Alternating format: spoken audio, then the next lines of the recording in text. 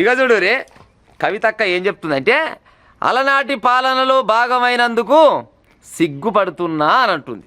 అక్క నీ సిగ్గుపడు పాడైపోను, ఎందుకు సిగ్గుపడతావు నువ్వు కానీ మరి అలనాటి పాలనలో భాగమైనందుకే సిగ్గుపడుతున్నావు కానీ మరి ఆనాడు సంపాదన చూసి సిగ్గుపడతలేవా అక్క అంటే సంపాదనకు గదంత ఎక్కడదంటవా? ఆయన సంపాదించిన పాపం సొమ్ముని వెనకకి ఇచ్చేసి ఉపాయం చేయి జనాలందరికీ, జనాలన్న బాగుపడతారు.